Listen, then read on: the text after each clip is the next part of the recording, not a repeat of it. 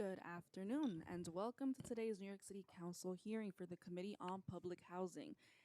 At this time, please silence all electronic devices. Please silence all electronic devices.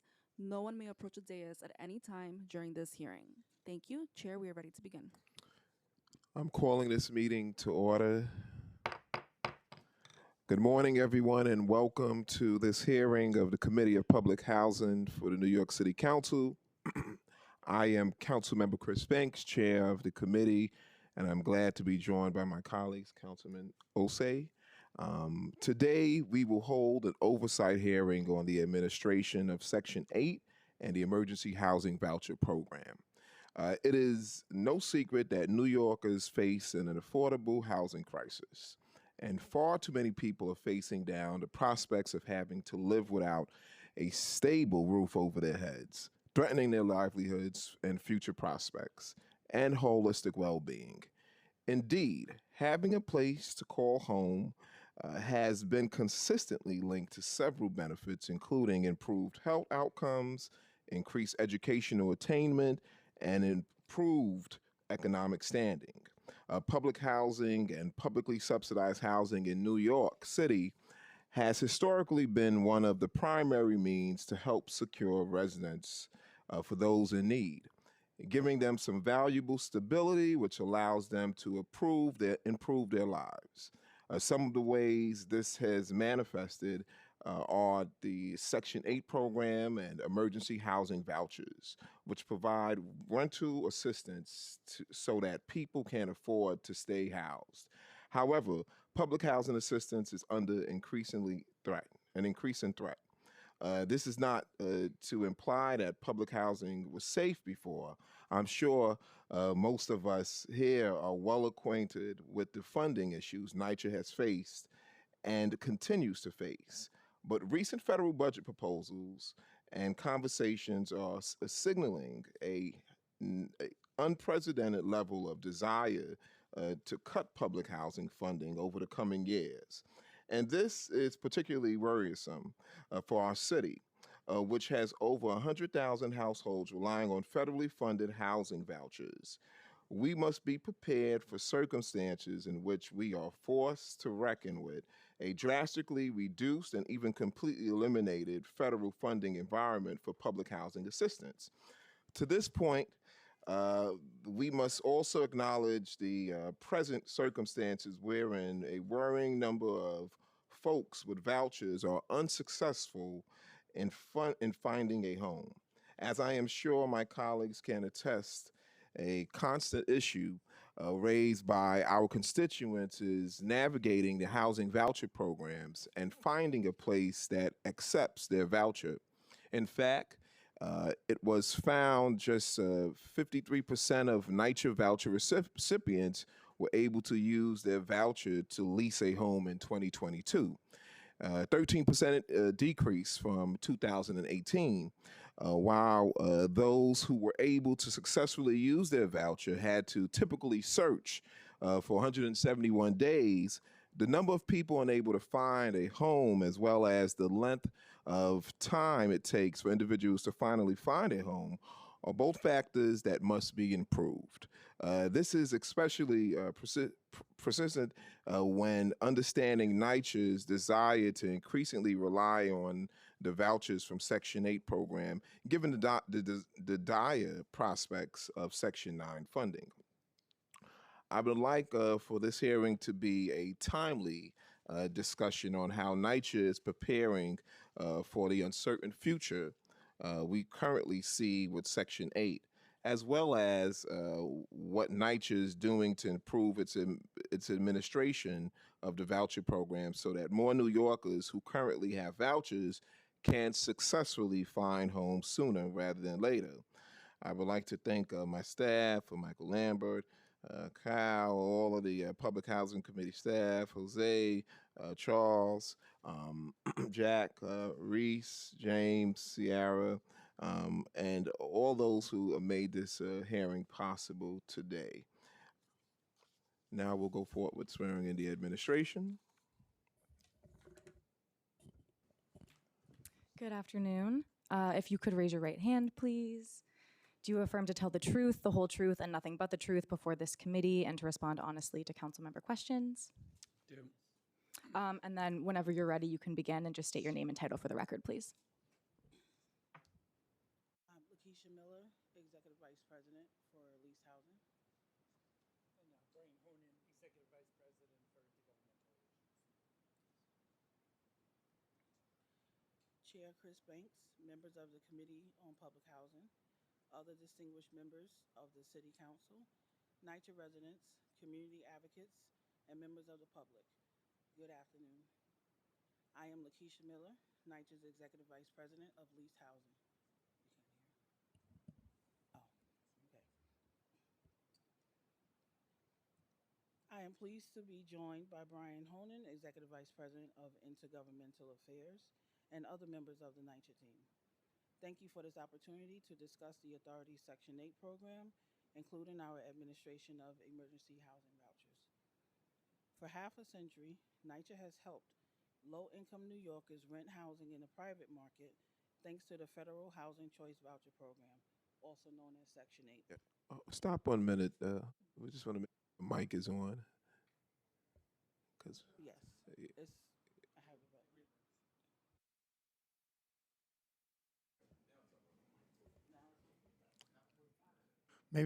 Maybe try the. did you press the button? It's It was, hello? Maybe it's not should we try the mic on to the right of Brian switch mics Okay. or share? works. You could pull the cord a little. Yeah, it's not gonna. There we go. Okay, Okay. you may That's begin. better? Yes. Okay. Yeah, now I can hear myself. All right. If you want to start from the beginning, Okay. appreciate I'll that. start Thank you. over. Okay. Chair Chris Banks, members of the Committee on Public Housing, other distinguished members of the City Council, Nycc residents, community advocates, and members of the public. Good afternoon. I am Lakeisha Miller, Nycc's Executive Vice President of Lease Housing. I am pleased to be joined today by Brian Honan, Executive Vice President of Intergovernmental Affairs, and other members of the Nycc team. Thank you for this opportunity to discuss the authority's Section 8 program, including our administration of emergency housing vouchers. For half a century, Nycc has helped low-income New Yorkers rent housing in the private market thanks to the Federal Housing Choice Voucher Program, also known as Section 8. The Section 8 rental subsidy allows families to typically pay no more than 30% of their adjusted monthly income towards rent. Nycc pays the remaining amount to the owner of the home on the family's behalf. Nycc administers the largest Section 8 program in the country. We currently serve about 110,000 households, over 223,000 residents, who rent homes from approximately 27,000 participating landlords. More than half of our participants are children and seniors. The average household income is about $23,000, and families pay an average of $472 in monthly rent. Program eligibility is based on a family's gross annual income and the size of their household. The Emergency Housing Voucher Program, EHV, is also administered by the U.S. Department of Housing and Urban Development, HUD. It was established 4 years ago to help our most vulnerable families and individuals gain stable and affordable housing, including people who are experiencing homelessness or are victims of domestic violence. Nycc currently serves more than 5,400 EHV participants. This past March, HUD announced that it is ending the EHV program. However, HUD is allowing public housing authorities across the nation to transition current EHV households to the traditional HCV or Section 8 program. Nycc will begin transferring all of our EHV participants to the HCV program because we want to support at-risk families and keep them stably housed. EHV participants will continue to receive the same benefits. Their rental subsidy will not be impacted, and the program rules and requirements will remain the same. They will benefit, however, by moving from a time-limited program to one that is not time-limited. to accommodate this, NYCC must temporarily pause voucher issuance and outreach to applicants on the general HCV waitlist. Applicants who have not yet reached a voucher, or excuse me, applicants who have not yet received a voucher will be returned to their original position on the waitlist. They will not be removed from the waitlist. Once outreach and voucher issuance restarts, NYCC will contact households according to their spot on the waitlist. There is no impact to current voucher holders. My colleagues and I have been working hard to prepare administratively for this transition and ensure there is no interruption to the vital assistance that every EHV participant receives. Our team also provides invaluable support to Section 8 voucher holders beyond the powerful foundation of a monthly rental subsidy. For instance, our Housing Navigation Unit helps voucher holders find housing in the private market. Our inspections team makes sure that voucher holders are living in safe, decent housing. And we arrange for any valid, reasonable accommodations as well as transfers to other housing authorities. The Family Self-Sufficiency Program helps Section 8 residents build their assets while they pursue financial independence through education, job training, and money management. And many of the other valuable academic advancement and workforce development programs offered by NYCC's Office of Resident Economic Empowerment and Sustainability are available to Section 8 voucher holders, in addition to public housing residents. We also support the landlords who participate in the program who likewise benefit from the guaranteed monthly rental subsidy payments. For example, our free online property management tools help landlords manage their Section 8 portfolio.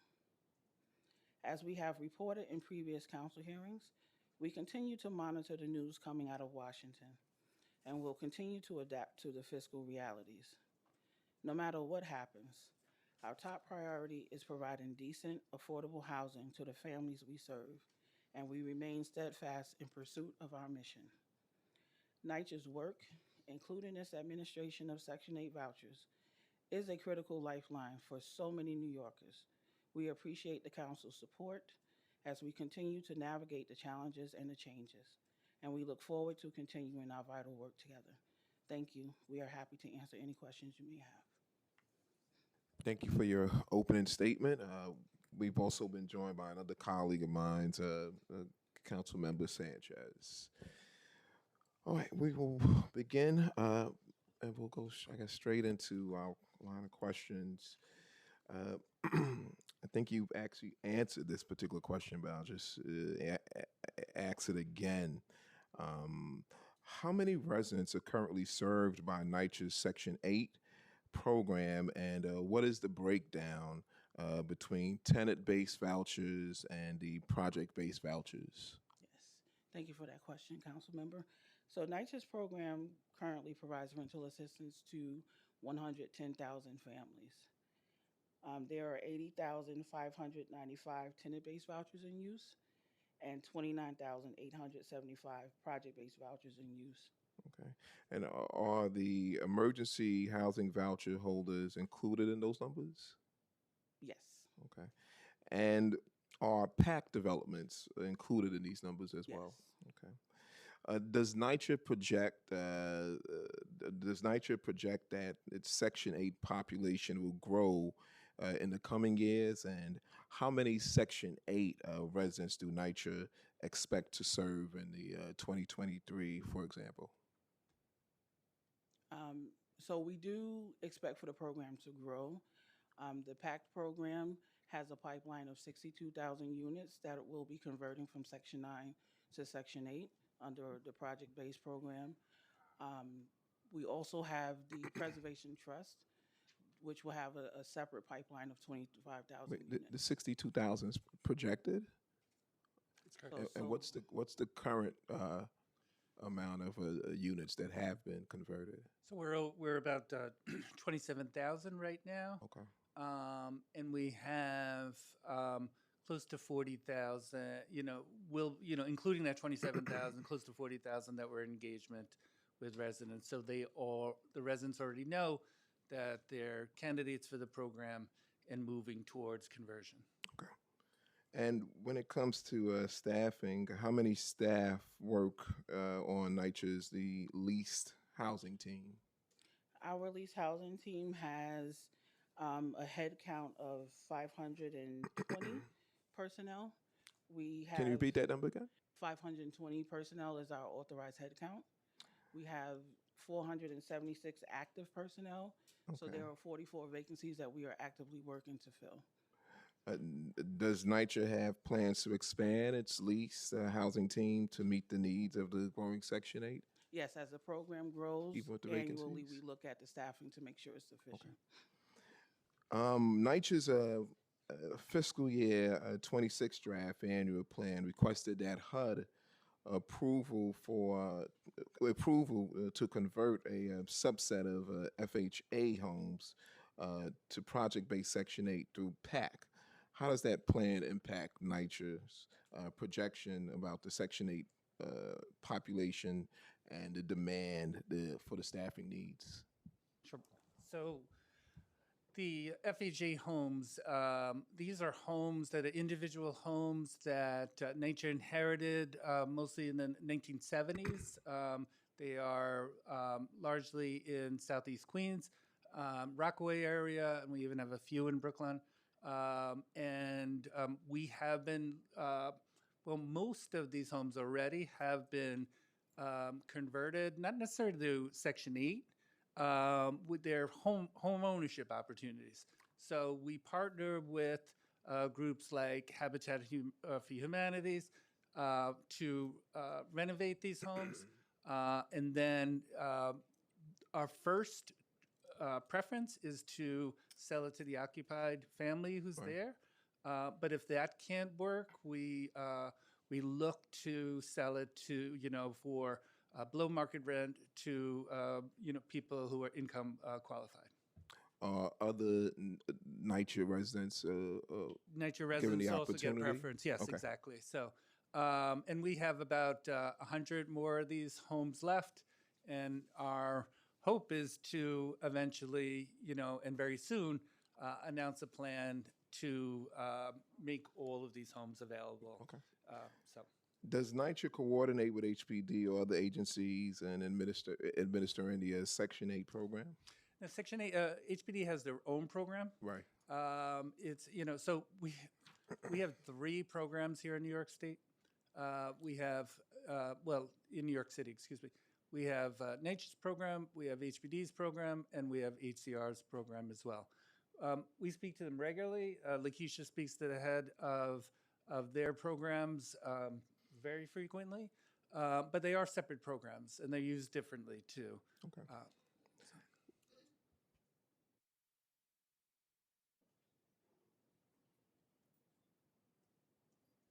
Yeah. First of all, let me recognize Councilmember Sanchez again, and I will allow her to give her questions. Councilmember Sanchez. Thank you. Thank And you so hold much. on, Councilmember Sanchez. Also, too, we've been recognized by Councilmember Aviles and Councilmember Joseph. Thank you. Thank you so much, Chair, and good afternoon. Thank you for speaking before us today. I have 2 sets of questions. I'll quickly run through all of them and would love to hear the responses. So first, with respect to federal threats, can you first, would you be able to provide us a unique number of landlords that participate in NYCC's Section 8 program? So understanding that some buildings have multiple units that have Section 8 vouchers assigned to them. And second, what would be the impact on NYCC's Section 8 program if the changes that we're seeing being proposed in Washington were to pass? What preparation, if any, is NYCC doing, or for the impact, to brace for impact? And then secondly, and on a different note, with respect to source of income discrimination, can you walk us through what NYCC's role is with respect to dealing with source of income discrimination complaints? Are those routed to you? Do you work with CCHR? Anything you can share with us, and if they are routed to you, can you share with us what the numbers are? So thank you for your questions, Council Member. Currently, we have 27,000 participating landlords with Section 8. And before we jump into the impact of the changes, I would like to address the question on the source of income discrimination. Um, NYCC's role in this is minimal. We advise voucher holders of the resource with CCHR if they encounter source of, oh, sorry. Yeah, it's just Okay. moving a little closer. Yeah. Oh no, you just. As it relates to source of income, It's still not. it's still not on. I don't know why they don't want me to Just talk to you guys today. speak. Just get a little closer. Yes. Excuse We me. can't So, handle the truth. Speak up a little closer. so when as it There relates we to go. source Thank you. of income discrimination, we do advise voucher holders that CCHR is their resource. They're the entity that handles those complaints. We do partner with CCHR if there are any questions or if we need to take an action like to put a voucher on hold as they work through a complaint.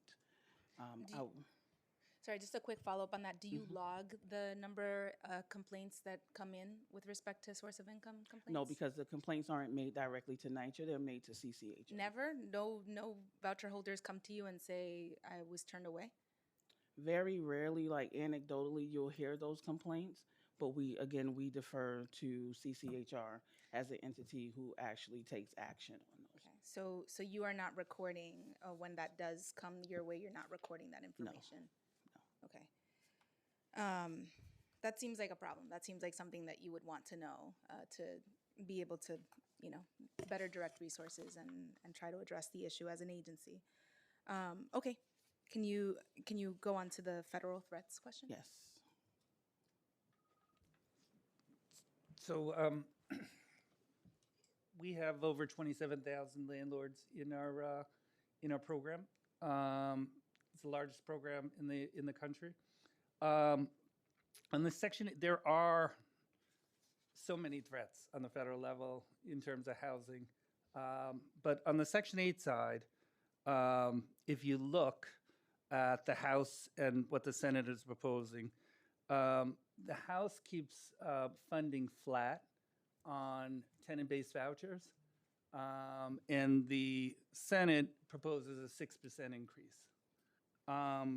On the tenant protection vouchers, and these are the vouchers that we use to convert to PACT and the trust, the House offers an 11% increase and the Senate a 27% increase. Where we do have a big concern is on Section 8 admin fees. So this is the money used to run the program. The House offers a 29% cut. So, Lakeisha mentioned the fact that we have a little bit more than 500 staffers running an entire program, the largest program in the country. It is going to grow, but unfortunately, Congress, and this isn't just unique to this Congress, year after year sees this as an easy place to cut. But as the program gets larger, we see more cuts. So we are spending a tremendous amount of time in Washington speaking about this. But the funding on the Section 8 side is much more secure than, say, on the public housing side. Thank you, Chair. Thank you. Back to the emergency housing voucher transition to Section 8. How many current EH vouchers households will lose assistance because of the federal cuts? And do you have an estimate of how many of those households will face eviction or homelessness once they lose their subsidy? So funding for the EHV program is provided separately from Section 8, and that funding is due to last us through the end of 2026. Okay. So that's why we have the intention to transition them over to Section 8. And has NYCCR pushed HUD or Congress to guarantee continued support for the current EHV households? And if not, why not? And if so, what has been their response? Yes, I mean, we've raised this as an issue. The program was supposed to last into 2030. It was a $5 billion allocation. They have told us the money has run out. It's a different administration, it's a different Congress, and they have just told us flat out that they are not going to renew funding or add funding to the program. They have stated to us that they're not opposed to us or any other housing authorities continuing to provide subsidy for these families. And so we worked with HUD to figure out a way to transition these families from EHV to tenants-based vouchers. Right. And that required a waiver that we did receive from HUD. Well, how many of the EH voucher households have been transitioned to Section 8 as of today? Well, they are Section 8 currently, but they haven't been. We haven't started to transition them Right. to the tenant-based program yet. Gotcha. Okay. And what is the anticipated timeline? We anticipate that it will take about a year and a half to complete that process. Okay. And when does NYCC anticipate the last of its EHV federal funding will run out? And will those funds be sufficient to complete the EHV transition? The program is funded until 2026, with the calendar year 2026. The federal calendar year starts on October 1st. So, and we're confident that they'll be okay until that time. So we're working toward, our hope is that this will be seamless, and the families will just, and in some ways it's going to work out really good for them, because they will have a permanent voucher, because right now, even if the program was fully funded, it was set to expire in 2030. So are any EHV voucher households, are they at risk of losing assistance during the transition period? Well, if we're able to put our program in place as proposed, which we are confident that we could do, we hope to transition them from emergency vouchers to tenant-based vouchers, and that risk will not be there. Okay. Well, we know that a lot of the EHV serves vulnerable populations, like folks who were recently homeless or who are fleeing domestic violence. So what supports will NYCC offer to participants to ensure that they do not face eviction or homelessness during this transition? So we have issued a letter to the households describing what this process will look like and offering them the opportunity to contact us to help work through any issues that they may have. In terms of eviction, as far as the rental assistance is concerned, there should be no rental assistance evictions. Okay. Yeah. Will the transition happen automatically, or will the EH3 vouchers need to take any affirmative steps to initiate or complete the process? So my colleagues and I have worked on the transition process to make it as seamless as possible. Right. So that's part of obtaining the HUD waiver, because the choice was get permission to add them all to the wait list at one time, or make each individual household complete an application. We didn't want them to have to go through that process, so we pursued the HUD waiver and received approval.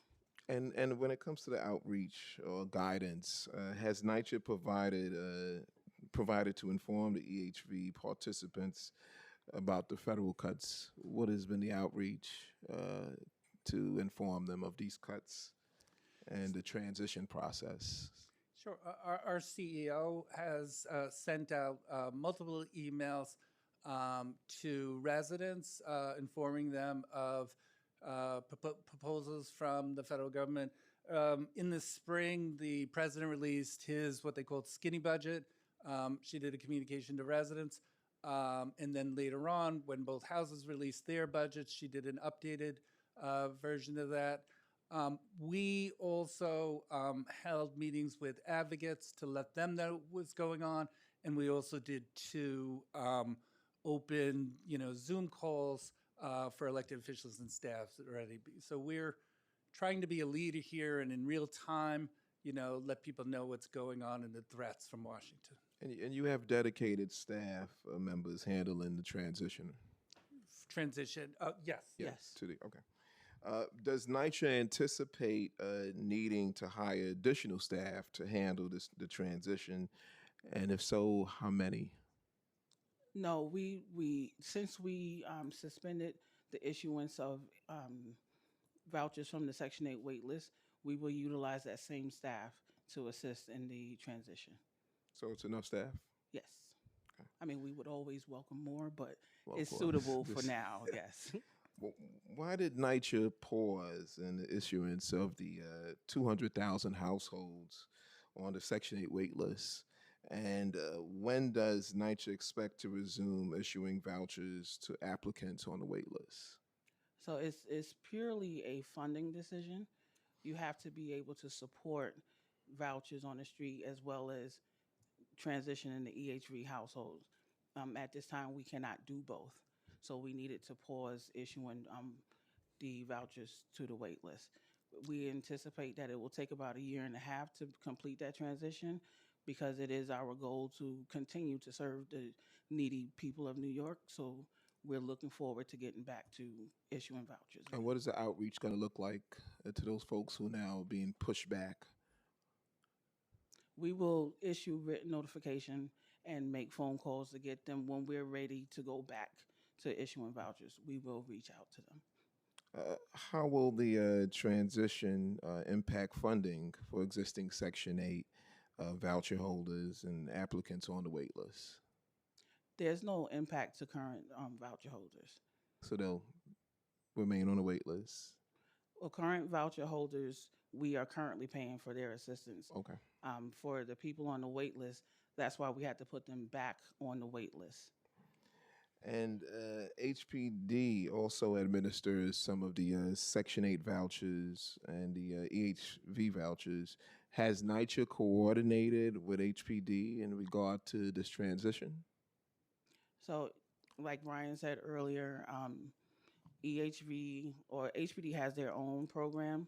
So we do there's no talk with coordination. them, but we can't speak for what, represent what their action plan is. I'm going to ask. I'm sorry, Catherine. We do speak to them regularly. Right. We spoke to them about this. We do run different programs, though, and we have different budgetary issues. So while we discussed our ideas on how to handle this, I can't speak to where they landed, but we have done a lot of coordination. But it was coordination. Okay. Yes. Before I go on to my next round of questions, I want to recognize Councilmember Botcher. And then I'm going to obviously start my round of questions, and then I'll allow my colleagues to weigh in. When it comes to Section 8 voucher utilization and the success rates, what is the current voucher success rate for new Section 8 participants in 2025? And how many vouchers expire unused each year? So for 2025, the success rate is 54%. 54%? Yes. So the remaining 46% are expiring without rental. And how many of those vouchers from August of 2024 waitlist lottery have been issued as of today? As of today, we've issued a little over 2,800 vouchers. Okay. And what is the average search time for the voucher holders? The average Normally search for time is search for housing. 134 days. Okay. And what assistance does NYCC provide to voucher holders struggling to find housing? We formed a housing navigation unit in August of 2023, and that unit's purpose is to work with voucher holders who have 60 days remaining on their voucher. We provide them with a list of brokers. We also make them aware of other city resources with HRA, Housing Connect, and What's your success rate? affordablehousing.com. The success rate with the If housing navigation those unit, struggling to find, how are you effective in getting those folks assisting them? 73% of the households assisted through the housing navigation unit were able to locate units. Okay, and does the source of income discrimination complaints get directed back to NYCC? No.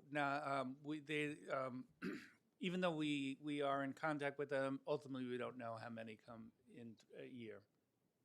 So you're not getting any complaints or We reports? do, sometimes we do, and we direct them to the the city's Office of Civil Rights, but because they're the enforcement agency for that. But ultimately, we don't know how many, come in every year. But so they're not. You don't document how many complaints come in. Okay. We don't. Well, what is Nycc's involvement in the source of income discrimination complaint resolution, and what supports does Nycc offer during that process? If somebody brings that to your attention. We direct them to CCHR, and if CCHR has any questions for us, we make ourselves available to answer questions. Or But do you? ultimately, Mhm. CCHR is the agency that handles those discrimination complaints. And do you know how many source of income discrimination complaints Nycc Section 8 residents submitted in 2024? Is that number is not? And how much funding does Nycc receive for Section 8 for the housing assistance payments? The funding for housing assistance payments is based on your active participants. So right now, we are administering a $2 billion program. Okay.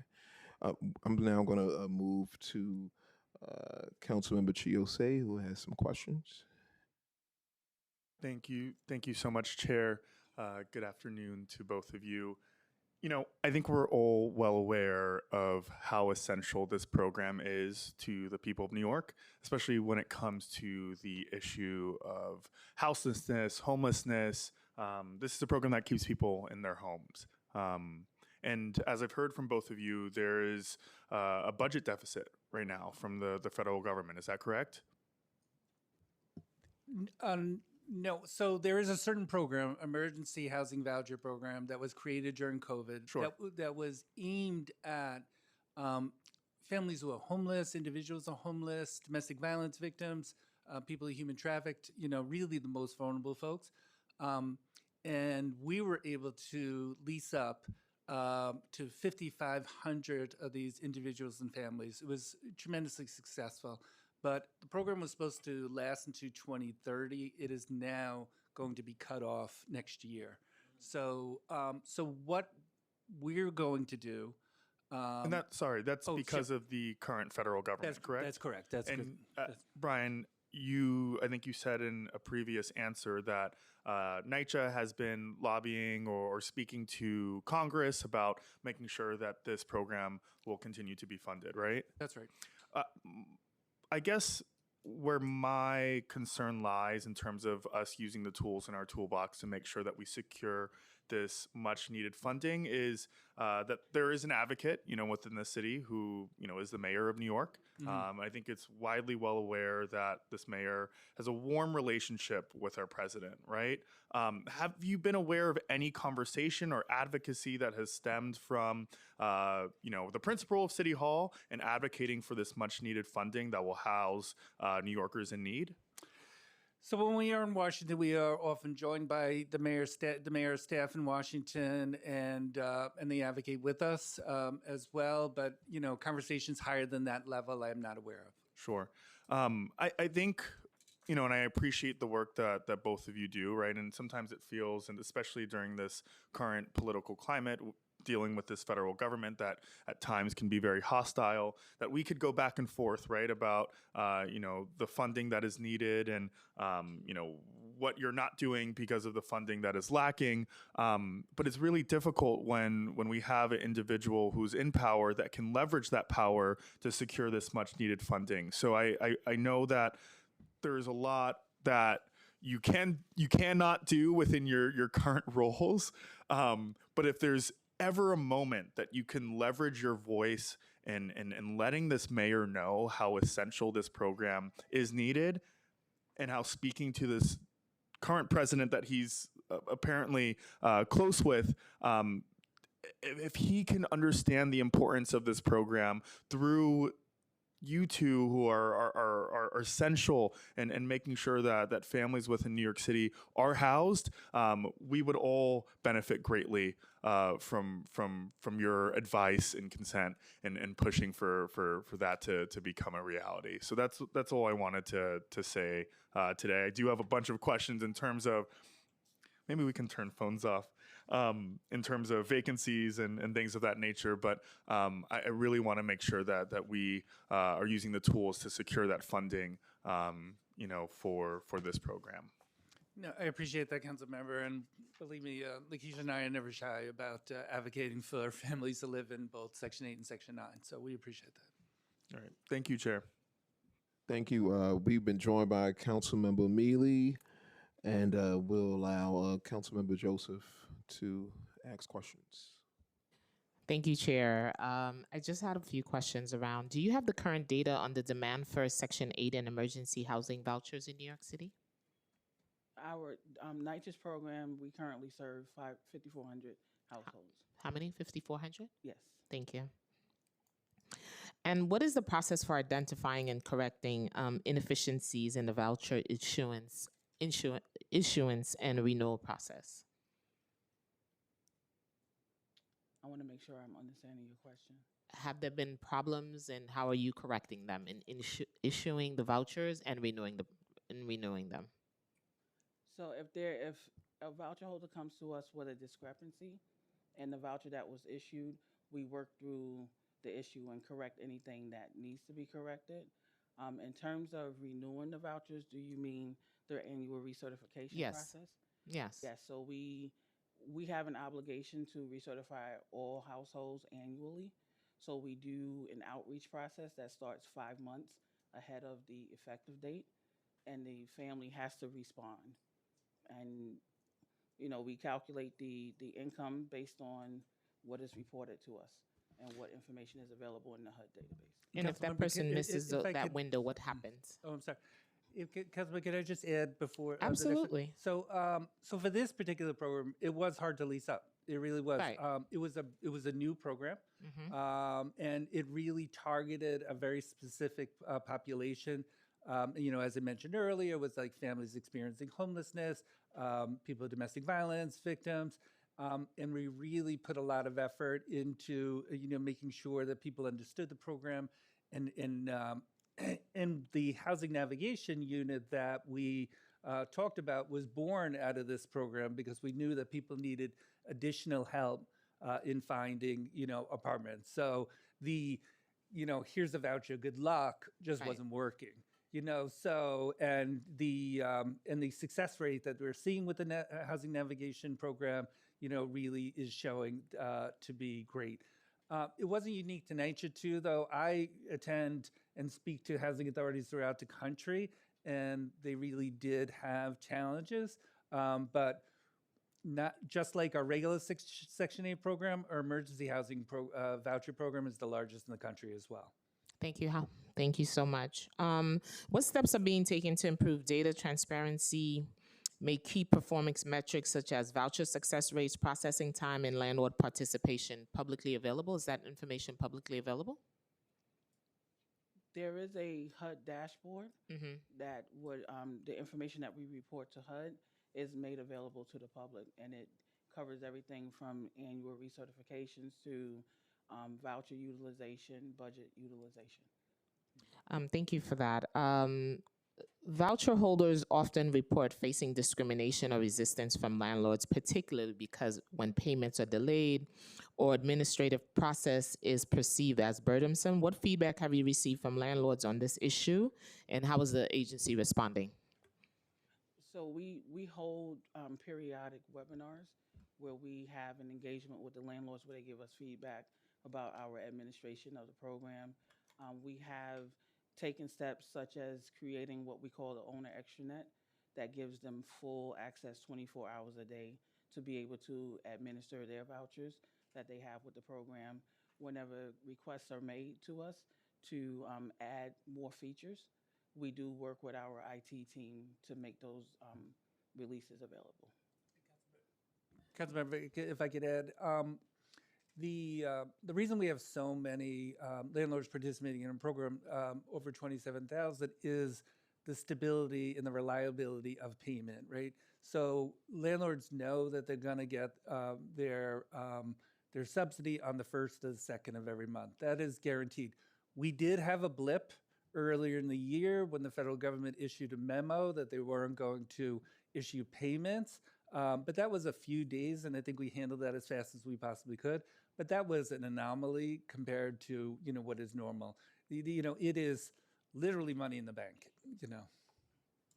Thank you. Beyond delay in payments, what are some other major reasons landlords cited for refusing to participating or leaving the voucher program? I haven't heard much about them wanting to leave because I think the biggest drawing factor that keeps them involved is the security of having a monthly payment. A monthly payment. Yes. But yet we still have delays. How many delays have we had in the past 2024 year? Sorry, Chair. Hey, you can. So the payments are not delayed. NYCC acts as a pass through, right? So Right. HUD pays NYCC on the first business day of the month, and then the NYCC team works to issue those payments within 24 hours.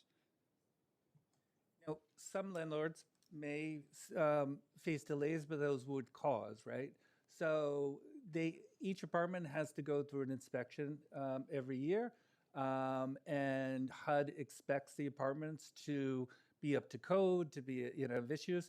Landlords are given an opportunity to cure any violations that are found, but if they do not do that, then we are not allowed to issue subsidy. So in those cases, what a landlord might say, I'm not getting payment, I'm not, but in those cases they need to cure the issues in the apartment. So what steps are there recurring delays in subsidy payments to landlord, and what concrete steps are you taking? Are you using any type of technology to help you fast track some of this work as well? We do have a portal for landlords, that is strictly just for landlords. We also have a portal just for tenants. And things, if they can upload documents. So in case like I was just mentioning, landlord says I've cured all the issues in my apartments, they could upload all the receipts and all the proof that they've done it. So this way they can get that payment turned on as quick as possible. So no need to go to an office, no need to rely on the mail, no need to do anything like that. They can, upload it and it's seamless. And you train your tenants and landlords on the process? We have regular Zoom seminars with them. So this way they know how to do it. Thank you. Thank you, Chair. Councilmember Joseph. Appreciate you. We will now allow Councilmember Botcher to ask his questions. Good afternoon. Thank you, Chair Banks, and to the committee. Earlier this month, HUD sent out a directive to public housing authorities across the country demanding personal information about all their tenants with respect to their immigration status. We reached out to you upon hearing of this, and you informed us that this wasn't a new rule, that this is something that has always been a requirement, reporting the immigration status of tenants, and that NYCC had always done this and it had never been an issue. Is that still accurate, and have there been any implications to this request at NYCC? Yeah, we didn't get a special letter as that was reported in the Washington Examiner article, and then picked up after that. So every year, both on the public housing side and on the Section 8 side, tenants have to recertify. And if you are undocumented, you can live in public housing as long as there's somebody who is a citizen, or is documented, in that apartment. You are asked if you are if you are documented, and you have to, and people come forward and they say, yes, I'm undocumented. They pay a little bit more in rent by admitting that. And we have to give HUD our recertifications every year. It's not like we're flagging for HUD or anything like that. This is just part of their recertifications. And so they do have that information. And to me, what struck me is like, these are people who are actually doing the right thing, right? So they're reporting their status. they're paying a little bit extra because they know that the federal government is not going to subsidize them. And yet, somehow this is, raising a red flag. It's annually that NYCC reports that information to HUD, and for how many years have you been doing that? How many years have you been required to do that? Oh, wait, I never know it, as long as I've been around, and that's quite a while now.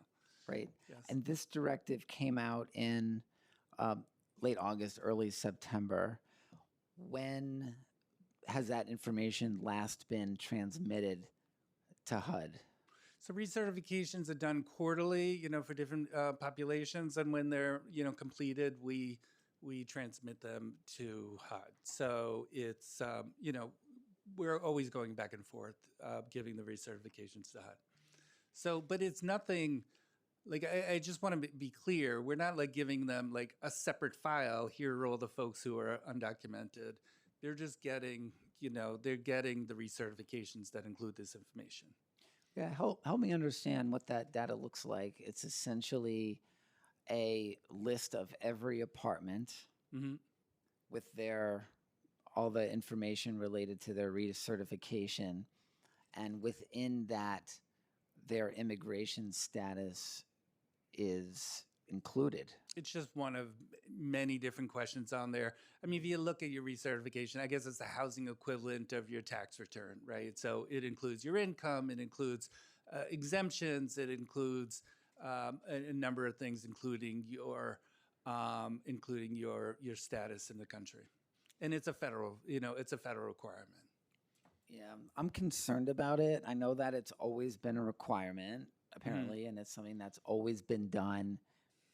It's nothing new, but what we're seeing from this administration is new, and they're looking for every opportunity they can to chase people down, and I'm concerned about it. Have there been any additional conversations within the administration about the implications of this? We have not, but I think I think it is. I understand the concern, and I found the letter to be confusing because it was, we weren't asked for anything new here. But at the same time, the federal government will not subsidize an apartment without a recertification. So it's it's really tough. We have to submit these recertifications in order to keep the subsidy going, but it also includes a lot of information about individuals that may be harmful. Who knows? We have questions from Councilman Mealy. I want to thank you for answering the call whenever Oh, you thank call. you. Yes, Anita.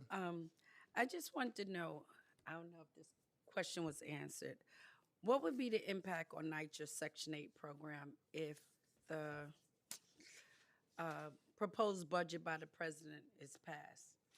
Yeah, the proposed budget that the president called for was a 43% cut to all federally assisted programs. Thankfully, the founders were smart, and presidents don't pass budgets. So it's Congress who passes budget. And Section 8 does a lot better under the proposals, both in the House and the Senate, right? So in the House, we're seeing maintaining the current level, and in the Senate, we're even seeing increases. Okay. So we're confident in the future of the Section 8 program. Okay, I don't have that much time. But at one point, Section 8 was canceled at one point, true or not? And y'all just reopened it about 5 or 6 years ago? Well, the program has always been strong. No. So we did close the wait list, and that shows the demand, right? So the demand here in New York City is so strong that we have 3 different programs, right? And then we have our local city program, and then on top of that, the state's going to open up their own program. So we have a lot of different voucher programs, but we closed our wait list. But that doesn't mean that we stopped, issuing vouchers, on turnover. Talking about Right, vouchers. but we'll continue to have a very, robust program. So if the if it's a shutdown, what impact would it have on Section 8 payments to HUD? So we're confident that landlords will receive their October payment. And then what happened after October? We'll then we start getting into uncharted territory, right? So For us to be people for the people, we supposed to be helping the people of the city. Right. What plan B do we have in place? Because landlords cannot go without rent. Yep. So, and another thing is, who administer if a house inspection? What means do they can say that the inspection was bad? What recourse do the owners have in regards to that? My colleague answer that. Quickly, because I have about 2 more questions. So if we perform an inspection and issues are cited, the landlord needs to make the repairs.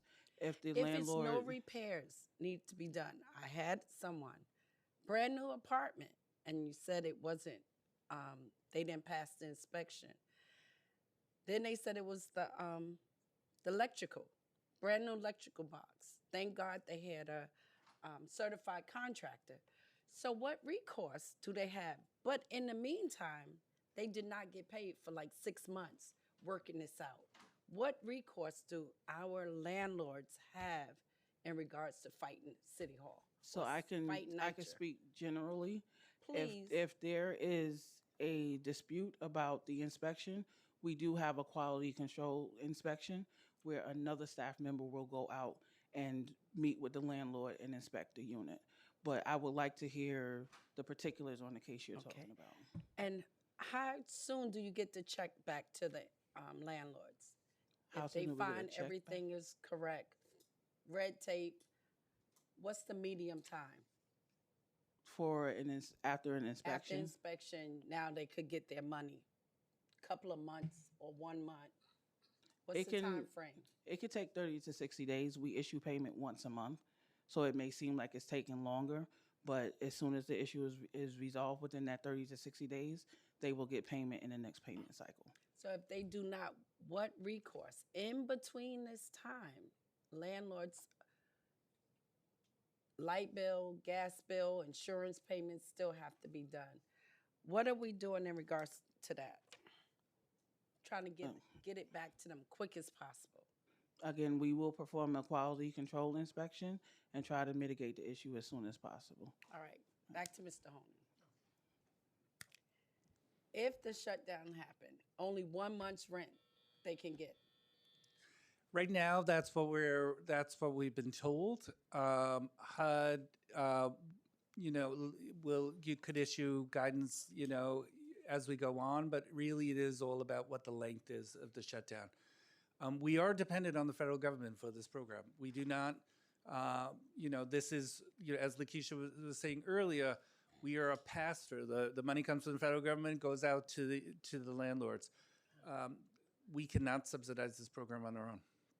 So do you wonder why so many landlords are opting out, getting Section 8 tenants? I don't. Don't have a plan for them. Yeah. We have to do better. Even though maybe I should doing some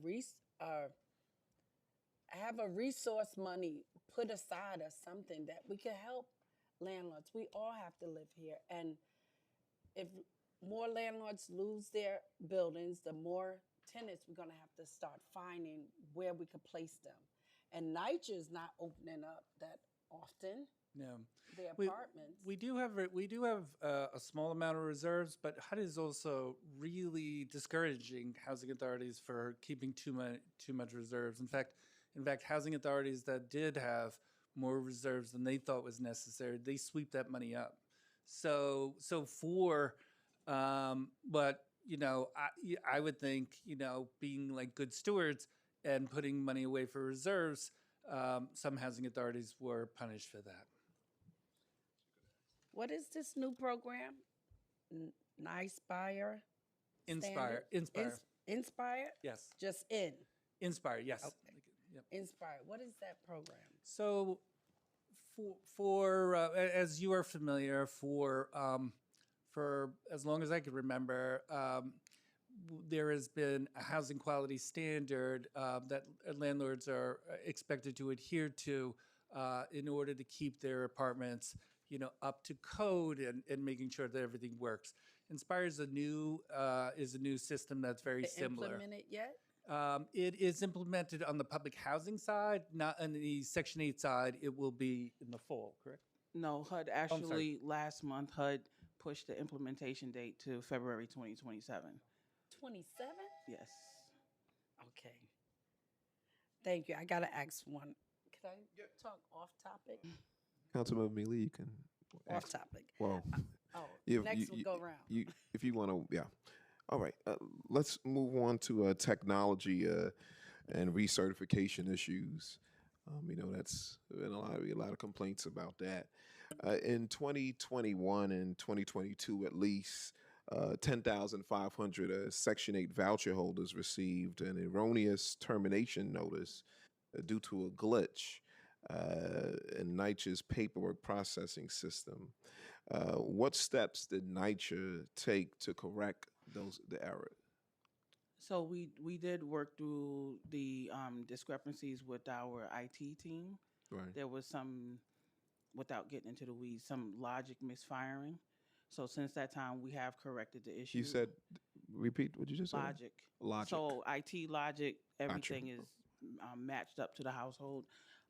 Since that time, we have made the system enhancements. Okay. And the notices are going out correctly now. And what specific steps has Nycc taken to improve its Section 8 technology systems to prevent this type of failure, like the one that occurred in 2021 and 2022?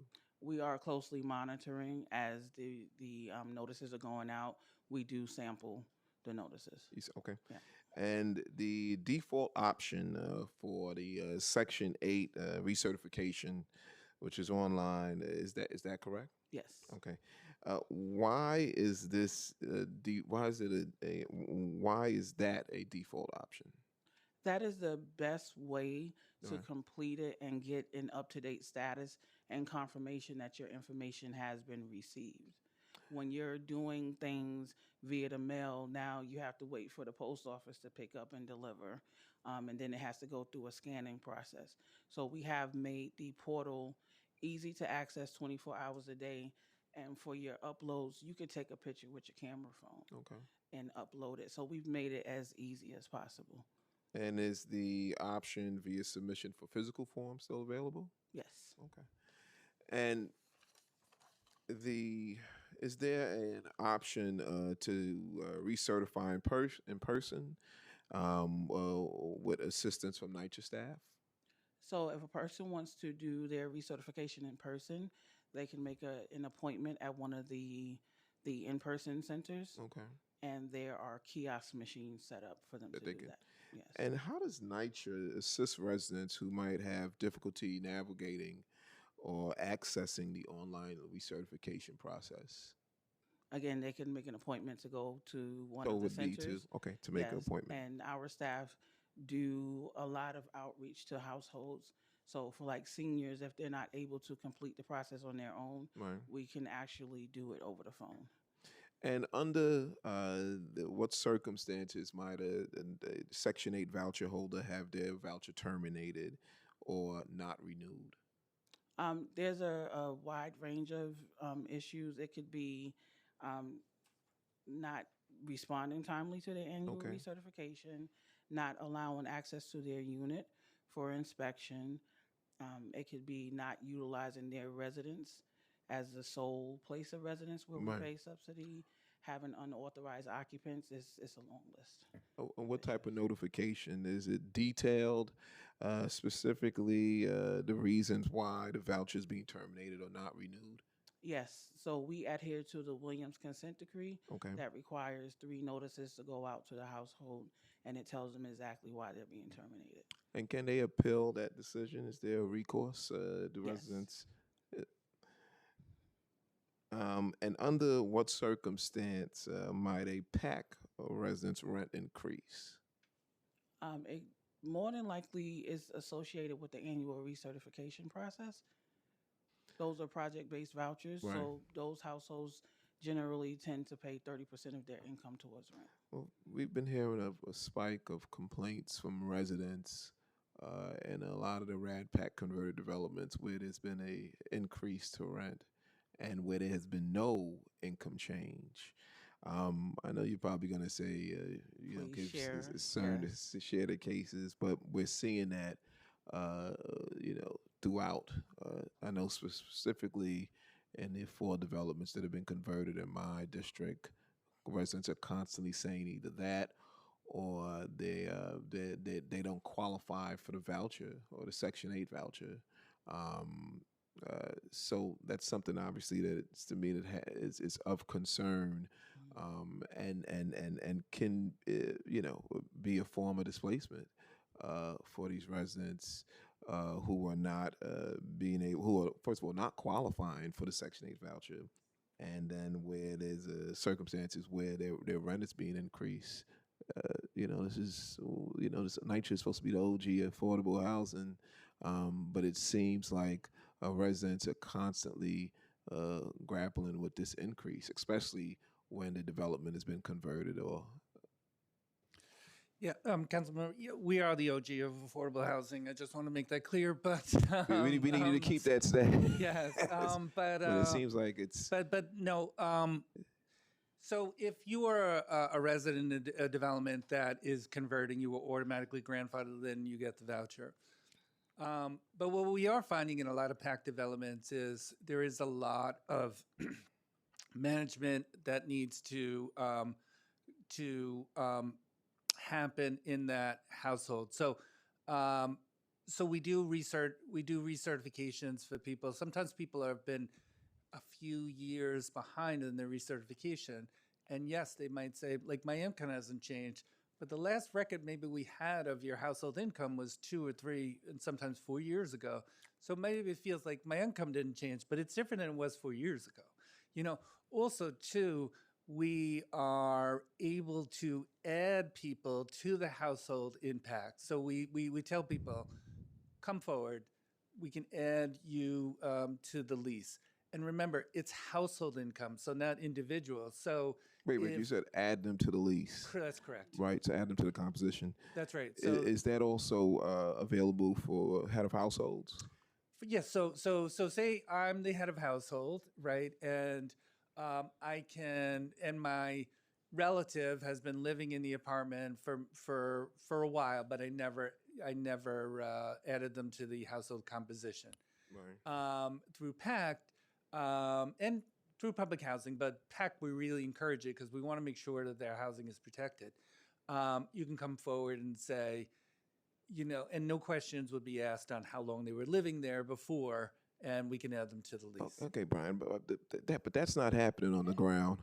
And what you're saying to me, it sounded like you're speaking a whole different language, because that's not happening, and they are aggressively taking these folks to court and trying to evict them. So maybe you and I constantly say this: Nycc needs to be a little more proactive in doing the oversight over these RAD PAC developments that have been converted, and we're not seeing that because we're constantly seeing residents who are saying we're not on a lease, we're not part of the composition. We came back home for COVID, and now Nycc is dragging me to court to when they have declared and disclosed that they're living in the apartment, and they want to become head of household. So I need to, we need to see that translated on the ground where these situations are taking place, and we're not seeing that. So number one, it's and don't get frustrated, but it really I'm is not like frustrated. I said, I'm like just, I just need to see the individual cases, and it makes it a lot easier. But Well, I'm also Brian, I gonna, think that but Boulevard and Linden, the two developments that you're I hear well the aware most. of a lot of the cases. Yes, So, I hear, so that's why I them. said I hear them a lot. what you're saying is to me sounds like you're speaking a different language. I'm not at all. I'm not at all. Okay. I know for sure that there are issues at Boulevard and Linden, and Lisa Bova Hyatt, myself, and many other senior executives, at Nycc are meeting with a group there every other month, with Reverend Brawley's team, to hash out many of the issues that including the recertification issues that we're hearing there. So we know that there are issues in those two, especially those two developments, and that's why we've been meeting with them Well, regularly. just not those two. You also just you those have two, that but I'm issue. just saying in your district. Florentino, Correct. also Penn Workman. There's been issues. I haven't been hearing as much from Ferrantino, but the other two, but that's again, it's all anecdotal. Right. So I mean, in those particular developments, we can get you those cases. Sure, please do. Where we have those situations. I was just speaking to a resident at a family day in Penn Workman, and he's grappling with that. He came home during COVID to take care of his mother. She passed away, and now they're trying to evict him out the apartment. Okay. And the rent has been being paid. But again, that's, as I said, if Nycc was really boots on the ground, they would know what's going on. And I'm glad that you are having meetings with Reverend Brawley and those group of tenant organizers. So we do appreciate that. So also too, I want to dive into what is the recourse? What is the recourse that PAC residents have when it comes to their rent being increased or when there's an error that takes place? How is Nycc stepping in, and what is the recourse? Sure. So if the family feels like an error has been made, whenever we complete a recertification, they're able to appeal. So they can do. So if the rent was increased by error, they're able to appeal. Yes. Okay. And we will review that case, and we will, there's actually a one-on-one discussion to go through how we arrived at the calculation. And if there's a calculation error, we will fix it. So also too, just the communication with the Rad Pack management company, are y'all being proactive at all when it comes to overseeing these particular issues, rent increases, and are they being brought to your attention by these management companies?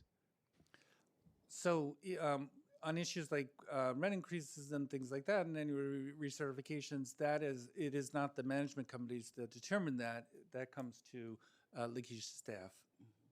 So so it is being brought to your attention when these controversies arise. That's correct.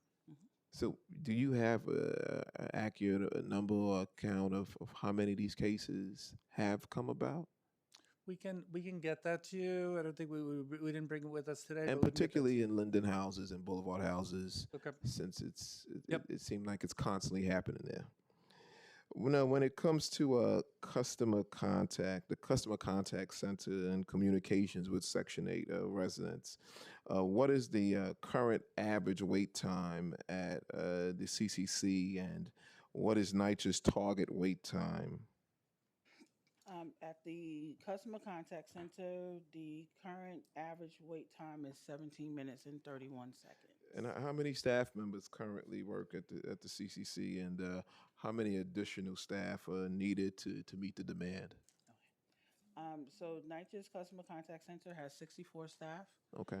There of that 64, 6 of them serve in a supervisory manager role, but the remaining 58 serve as agents. At this time, based on staffing, that is a suitable level. But of course, I will always say we would welcome more. But yes. Yes. Did Nycc's fiscal year 25 budget include money for more CCC staff? Was there a request for any increase? I would have to. I don't want to misspeak, so I would have to follow up on that afterwards. Okay. And it just our fiscal year goes to the calendar year, so Right. we are still working through the details of next year's budget.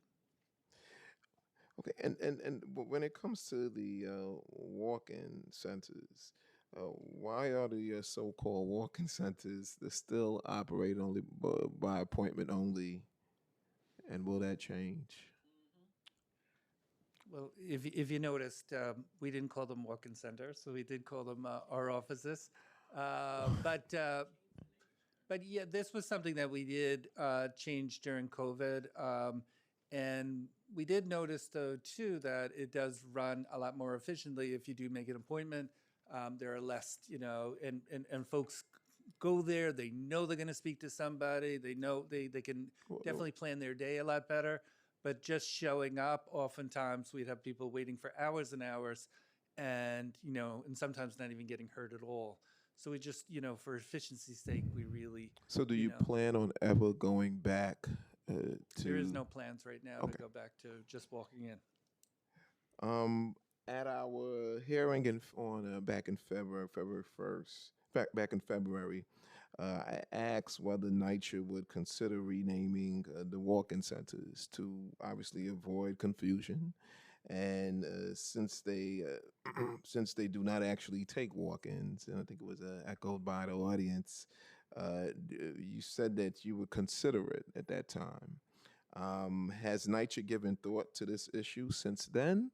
Um, and yeah, what is that still a possibility to uh, do walk-ins, even though you said that there's no plans to, but would you consider uh, doing it or taking it into consideration? Yes, definitely. We can definitely consider changing the name. So we'll get back to you on that shortly. And when it comes to the communication, what languages are available for the Section 8 participants seeking assistance via the CCC or the walk-in centers? The general languages available are Spanish, Russian, Okay. Cantonese, and there's a fourth language that I can't, Mandarin. Thank you. But we also have a language line too that we could set up three-way calls for other languages as well. So, and just wanted to clarify too, the 17-minute average wait is specifically for Section 8, Section 8. So there is a prompt. If you call and you have a Section 8 question, you press that prompt And and that's exactly just for Section 8. okay. How many Section 8 specific inquiries does the CCC receive monthly? The daily average of CCC inquiries is 3,616.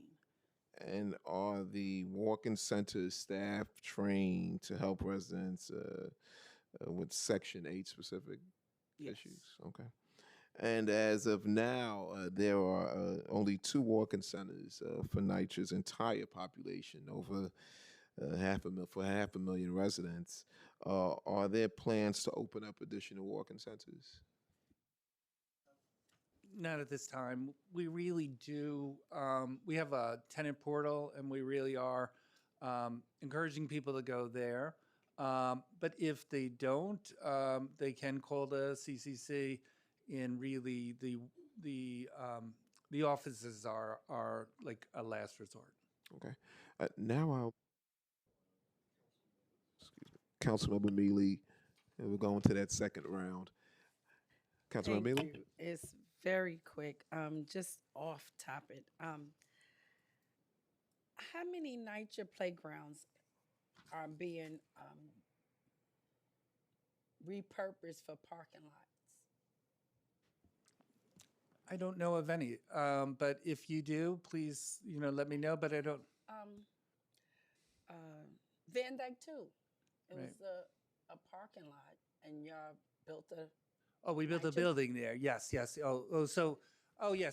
So, well, Will any playgrounds be done? Currently, no. You sure? But yes, currently, and but we did build that building at Van Dyke 2. Well, 3, I think. 3, yes. I was Yeah, just gonna. 3. In fact, it came to me. So that was 100% affordable. But it still was a parking lot. Yes, and we work very closely with I Ms. think Kenner. you're trying to do Tilden also. So no, Heard at little- Armstrong, there is a proposal but that's been many years now as a proposal. We have not moved forward, but as we're moving forward, we would come back to you and of course talk to you. No playgrounds. No playgrounds right now. Okay, so I have, just to get back on this budget, Section 8, with RAD and PAC, majority of the tenants was in Section 9 that was federally funded, true or not? That's correct. So now, with the RAD and PAC, with the RAD and PAC now, we turning everyone over to Section 8. So could you just kind of let me know if they were still Section 9, would their payments would still go, the government, I turned this up, the government would have paid their voucher, right? Yeah, If they was in Section 9. that is correct. Yeah, but the subsidy is less, right? So the for very long time now, the federal government has been much more generous towards Section 8 than it is towards Section 9, right? So earlier I talked about the House and the Senate proposals on Section 8, whereas in the House is pretty flat and the Senate sees increases. If you look on the Section 9 side, the House has a 9% cut on Section 9 and an 11% cut on the Senate side for Section 9. So this is not inconsistent what we've seen, over the years. There is not the will in Washington right now, and not in a very, very long time, to fund Section 9 in a way that it should be funded. Okay, so one more question. If Section 8 get dismantled, because I think 200,000 at one time we stopped, right, with Section 8? So we have 200,000 people on the wait list. So they don't have they currently don't have a voucher. They're waiting to be called. So how is that going to help the new people with RAD and PAT? Right. So it's a different Are list. they going to be coordinating them getting into these apartments? No, it's a different list. So Now we have another list. we do have another list. Yes. Yeah. So it's not the How long same. is the waiting list?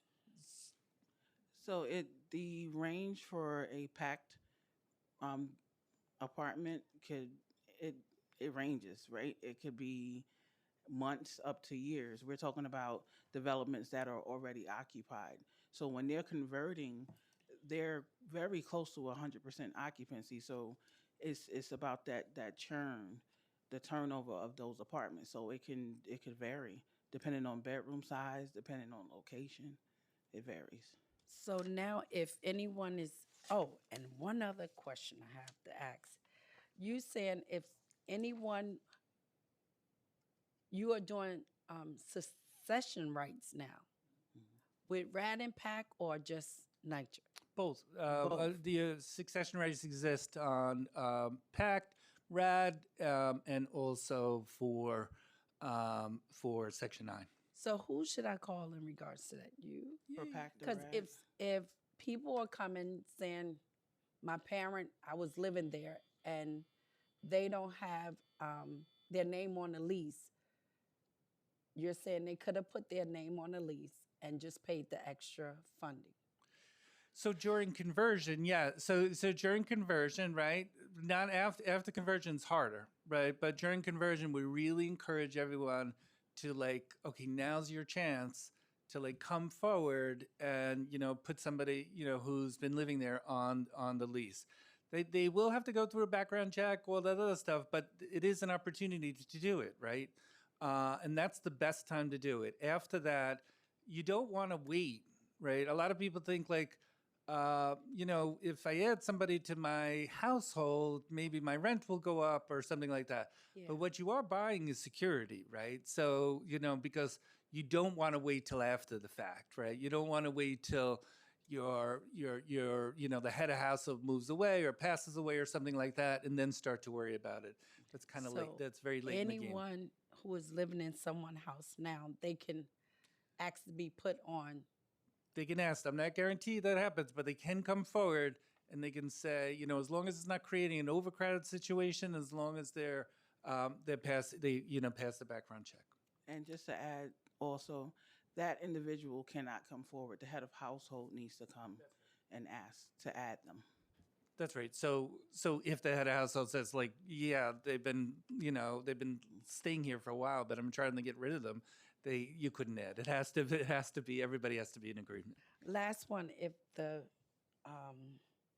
this budget does not pass with the federal government, what is your recourse on tenants if they cannot pay their rent? You're going to take them to court right away?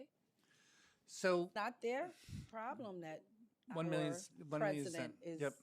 cutting the budget or holding it up. Mhm. So what would you do? What is your recourse? So, number one, I just want to emphasize yes, it is a good question. It really is.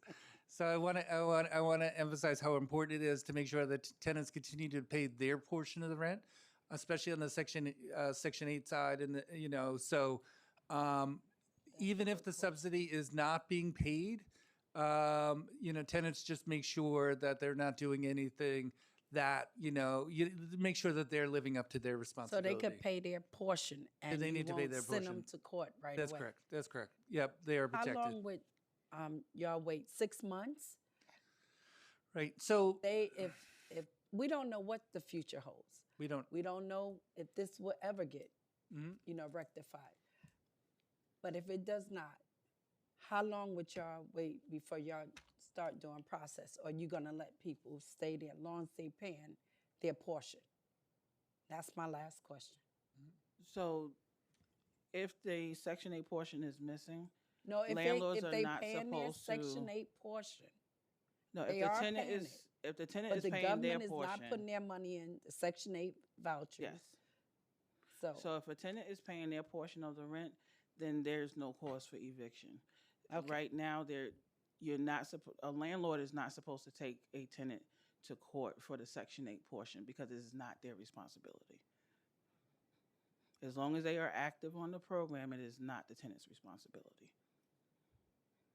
we gonna have to somewhere enough to help the tenants also, because it's not their fault also. So, thank you. Thank you, Councilmember Mealy. Councilmember Velez. Thank you. Thank you, Chair. Good to see you. Forgive me if I ask a question that you already, I was in and out, may have responded to. I wanted to quickly follow up just to make sure I understood. In terms of succession rights, did you say that succession rights are exactly the same between Section 9, RAD Pact, and any other version, trust?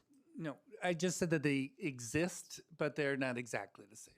Could you walk me through what would be the distinctions between Section 9 and a RAD Pact? So that's the one where they're most similar, right? So in a Section 9 apartment, same thing with a pact development. If you are on the lease, and you have to be on the lease, that's the first minimum for 1 year prior to the head of household leaving or passing away, you can apply for succession rights, right? So that's so that's on both sides of the program. For the tenant-based program, same thing. Yep. Same thing. So, yep. So that's the same regulation for Section 9 Correct. and a Yep. RAD Pact? Yeah, I just wasn't as familiar with the tenant-based program. Okay, great. Thank you. Thank you for that clarification. In terms of recertification, I know you walked through this. If I've heard many a story, particularly in the RAD Pact arena, that the recertification processes were very difficult, and tenants hadn't received as much assistance and guidance in getting those. And also that in fact, Nycc systems and some of the systems used in the Rad Pack developments didn't necessarily talk to each other, which created some other additional complications. Have we sorted out, is this something that you have also heard and experienced, and has it sorted, is it getting addressed? So the systems between the PAC development on site and NYCHA will be different because they serve two different purposes. So my program, the Section 8 program, we do the annual recertification calculations, and we utilize our customer relation management software. On site is for property management. Those systems cannot talk to one another. Yeah. I guess in that regard, where I've heard specific, where there were problems and divergence is like on rent, where tenants had, let's say, been told that they had owed rent when in fact they knew they didn't owe rent. And it was really because it was a technical glitch because the systems were somehow disconnected. That's probably one of the more persistent things I heard. I don't know if that resonates with maybe some of the things you have heard, and if that is connected. And maybe development by development, and maybe different managers. I don't have the most up-to-date information, but it was something that was pointed out. In terms of the recertification, just to go back to that,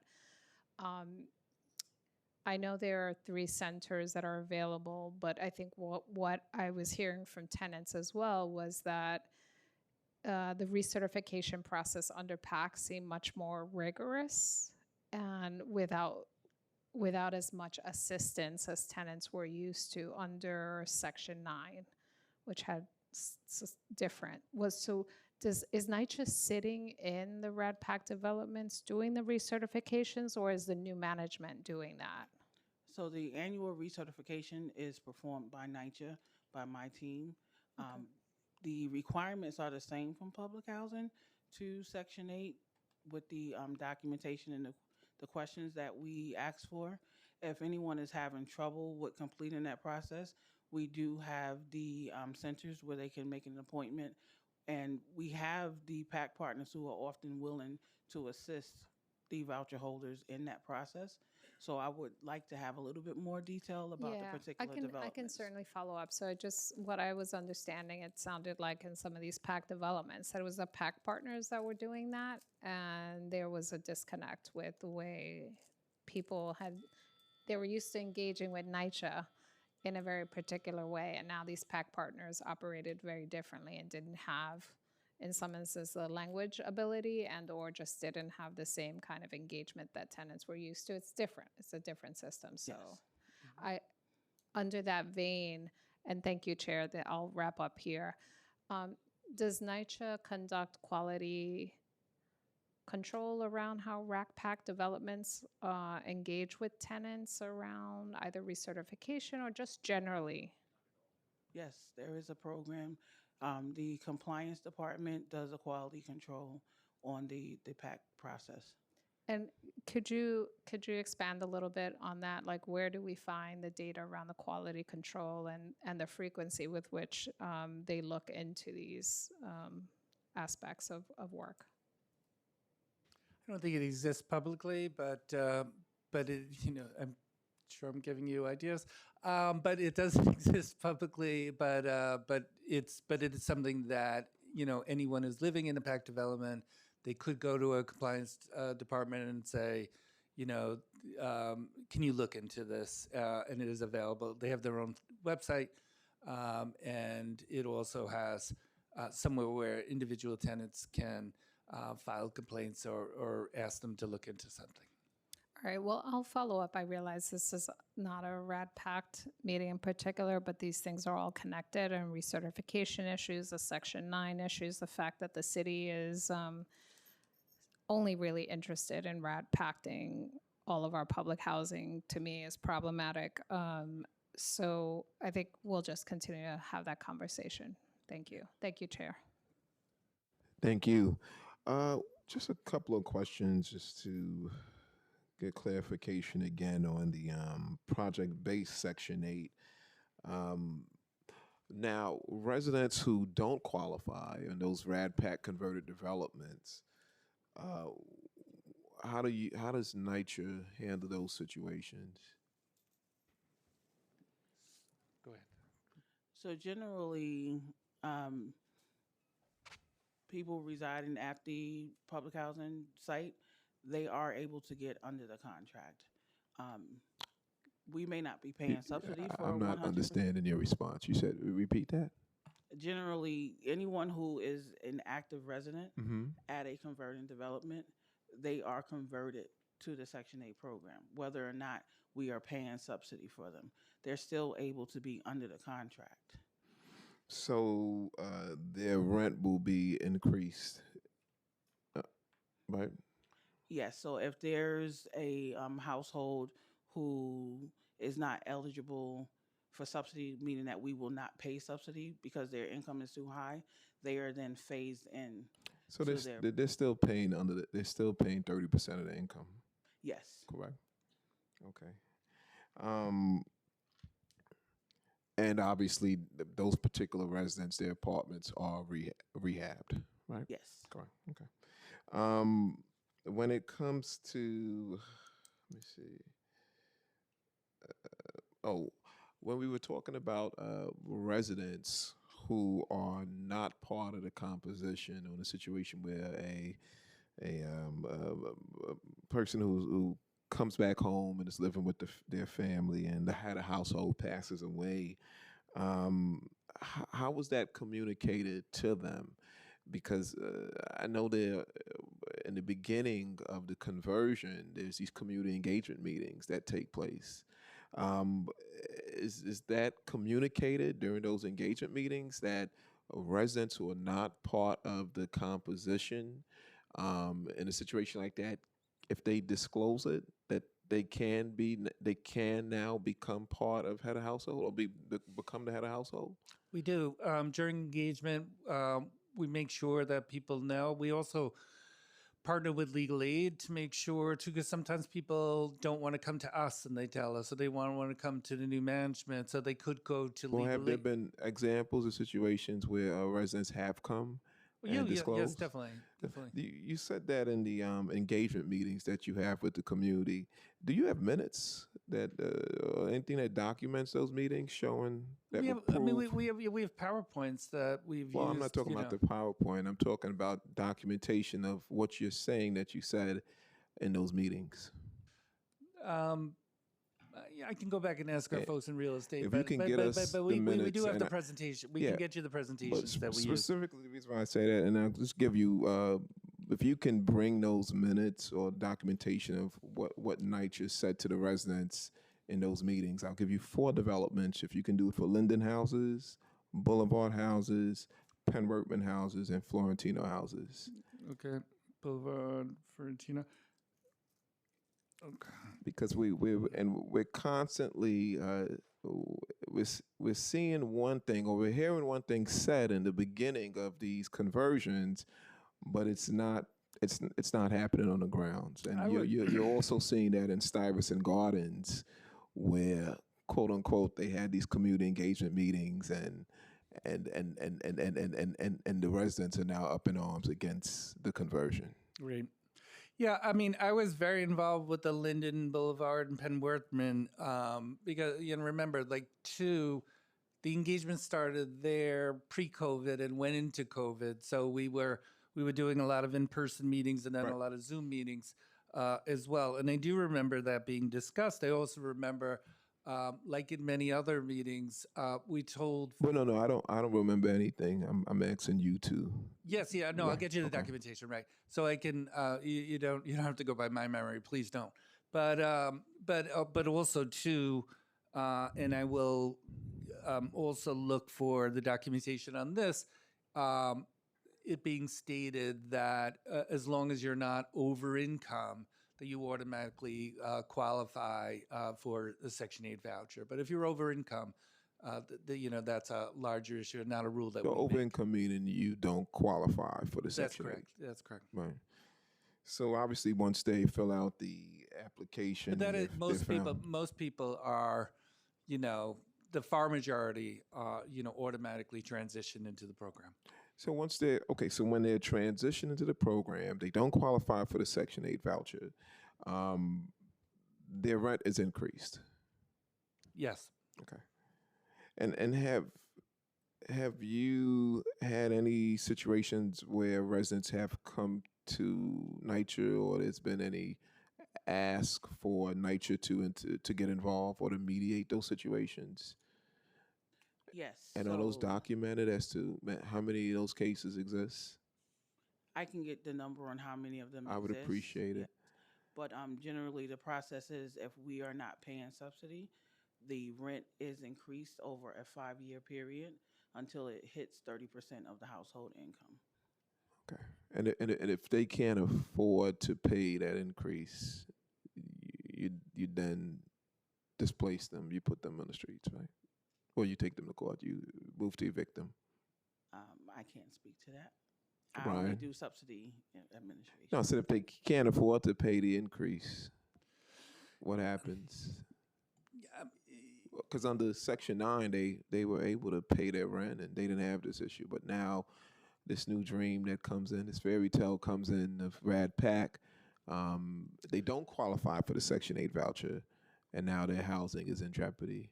Well, How's that? over income is also an issue on the Section 8 side now as well, right? So HOTMA was passed in 2016, and we are seeing, tenants who are over the threshold now for public housing too.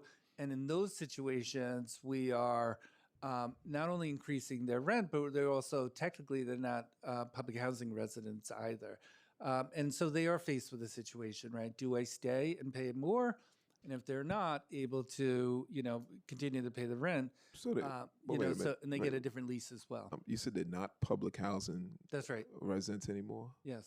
So now there's, what would they be, what would be their status? So they are they pay fair market rent, but they're not they are not technically public housing residents. Like they couldn't serve on the resident council. Right. They couldn't run for office. And this is all federal statute. Okay. All right.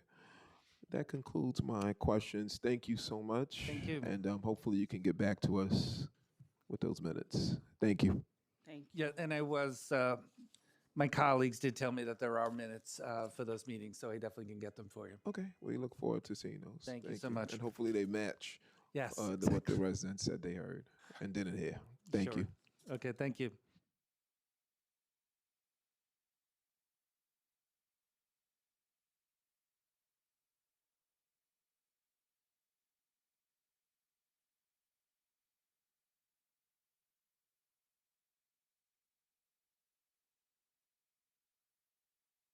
See you tomorrow. Who's coming tomorrow? It's Brian. You're gonna be in Eva Trimble. All right. Look forward to seeing you all tomorrow.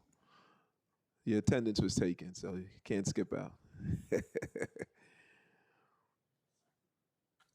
Okay, now I'm going to open the hearing for public testimony. I remind members of the public that this is a government proceeding and all decorum shall be observed at all times. As such, members of the public shall remain silent at all times. The witness table is reserved for people who wish to testify. No video recording or photography is allowed for the witness table. Members of the public may not present audio or video recordings as testimony, but may submit transcripts of such recordings to the Sergeant of Arms for the inclusion into the hearing record.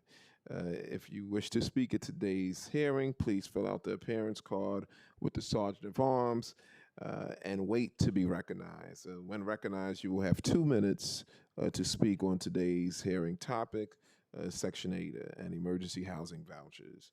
If you wish to submit a written statement or additional written testimony for the record, please give a copy to the Sergeant of Arms. You may also email written testimony to testimony@council.nyc.gov within 72 hours of this hearing, audio and video recordings will not be accepted. I will now call the first panel, and we have Alex McDougall, Neil Rana. Last name is Hamaz.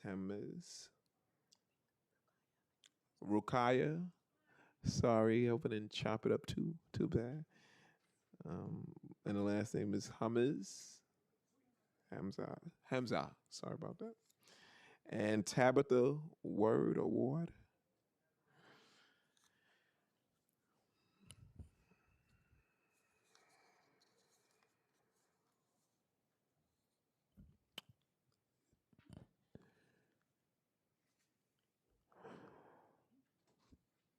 Thank you. We'll begin with Tabitha. Ms. Ward. Hello, my name is Tabitha Ward, and I am asking the Ms. city Ward, coun- can you speak into the mic so we can hear you? Thank you. Thank you. Hello, my name is Tabitha Ward, and I'm asking the city council to support a resolution to allow the housing vouchers recipients to directly receive their housing voucher. Instead of it going, and this will include city FEPS, Section 8, Section 9, and any other housing voucher program that we have here in New York City, New York State, and so on and so forth. Currently, right now, our housing vouchers are going directly to the landlords. And by doing this, by allowing us to directly receive our housing vouchers, it'll give us control and allow us to decide where we live, how we live, and have more of a say in where they send us. And it also will eliminate slumlords. Because the housing vouchers are going directly to the landlords, as the gentleman said before, it is money in the bank. They have no reason to make repairs as they should. They have no reason to resolve a lot of the issues that I've heard that was discussed today. There is no incentive there. However, if those housing vouchers are going directly to the rental recipients, either on our benefit cards or directly deposited into our checking accounts, right? The same way we get everything else, we will be able to play a more authoritative role in what happens with us. I am a recipient of the City FEPS housing voucher, and I have been receiving City FEPS since 2015. And recently, on July 31st, the landlord had the city marshal's office to place a lock on my door. I had to run down to HRA to City FEPS and to show that they were paying the housing voucher directly to the landlord. I then had to run to the housing court to show it to the judge. 4 days later, the judge ordered them to remove the lock from the door. The thing is, the reason why they were able to do it is because it went directly to the landlord. 30 seconds to. However, if I had have received it directly, I could have been able to show that they were receiving that, directly, and I would have been able to pay the rent myself. Thank you for your testimony. Thank you. Rukaya.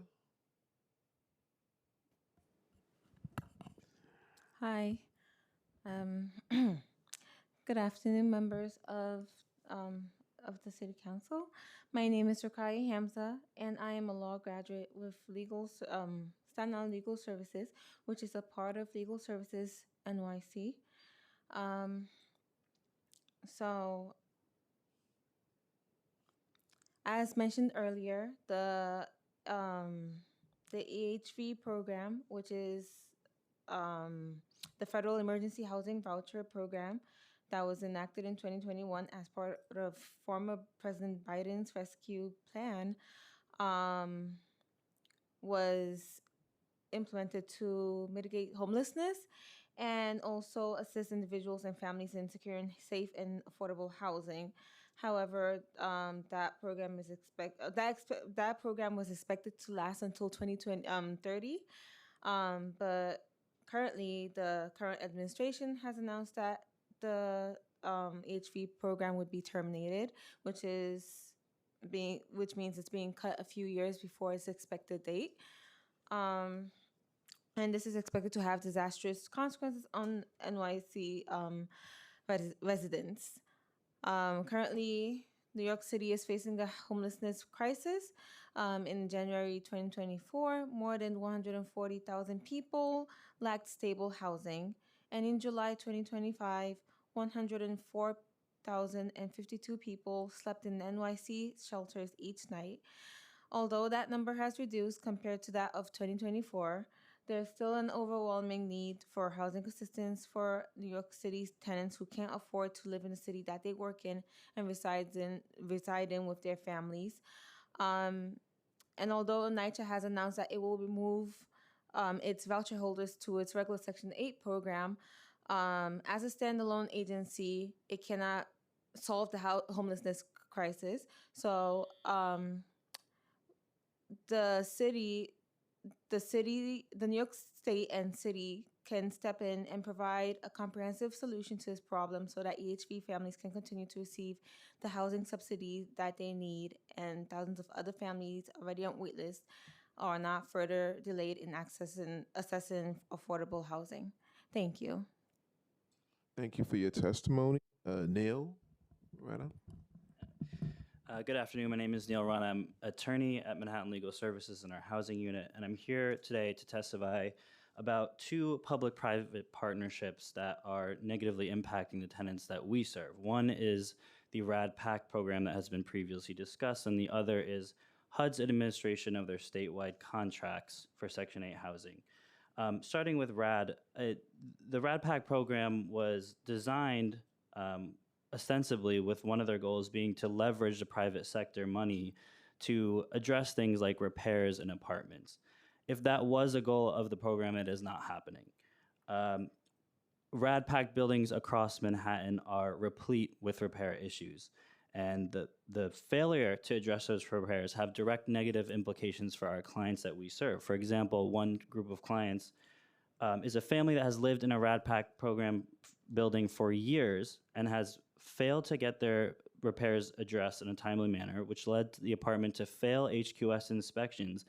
And in line with NYCC policy, their subsidy was terminated, and they were giving them a voucher to move out rather than either NYCC or the private manager of the building stepping in to make the repairs. Another example of a failed public-private partnership is HUD's administration of their HAP contracts for Section 8 housing across the city. Through hundreds of audits that Lisney has reviewed, it's come out that CGI, the private statewide contract administrator in New York, has failed to take any corrective action for failing properties across the city.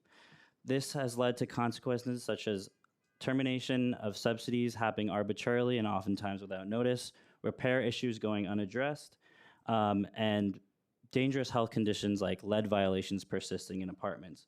What these public-private partnerships ultimately have done is allow each actor in the system, whether it's the government actor, NYCC and HUD, or the private administrator, to shield each other from accountability. There's no accountability across the board, and if this council wants to take this issue seriously, they should consider how they can help the constituents living in these buildings actually get the services that they're owed. Thank you. Thank you for your testimony. Alex McDougall. Hi. So Chair and members of the committee, thank you for the opportunity to testify today. I'm just going to highlight a few issues from our written testimony. A lot of it was I'd like to just echo from my colleague who talked about the EHV program and the absolute importance of making sure folks with EHVs continue and so that they don't lose those subsidies despite funding for the program ending. And so we strongly support NYCC's plan to prioritize EHV households for housing choice vouchers. And we urge, I know we're not talking about HPD at this hearing, but we urge HPD to do the same. And if necessary, use city FEPs or other tools to ensure no household falls through the cracks. We'd also like to address NYCC's rapidly expanding Section 8 program as thousands of families are moving from traditional public housing into project-based Section 8 developments through NYCC's PACT initiative. Brian mentioned that NYCCC has already converted over 25,000 units with a goal to convert 62,000 units by 2028. And so the significant influx of new participants into the program really necessitates conversations about NYCC's capacity to meet the increased need for program administration. Legal Aid maintains several housing and benefits helplines, and we are constantly hearing from NYCC Section 8 tenants facing problems with their vouchers that they've not been able to fix. Callers report trying to contact the CCC and waiting on the phone for hours, sometimes taking days to reach someone. Calls are dropped, disconnected, and our staff calls all the time and they report the same thing. The volume is often so high that the system doesn't even pick up calls, and it just suggests that callers call back later. We've addressed the walk-in centers, not really walk-in centers, so that's not a really a solution. So folks are reliant really then on the self-service portal to resolve issues, often alone.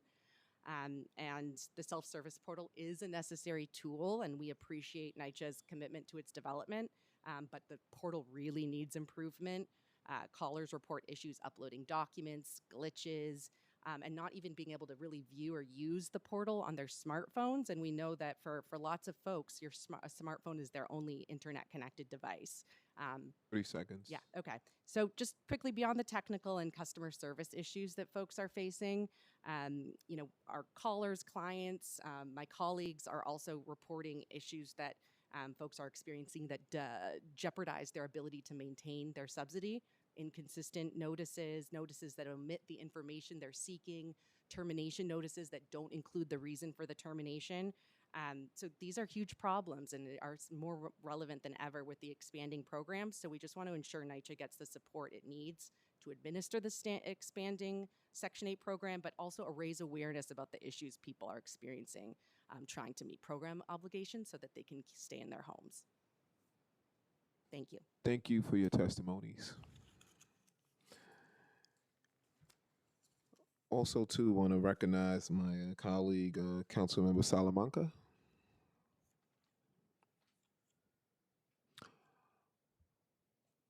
Now we'll move to the next panel. We have Anna Loof and Christopher Leon Johnson.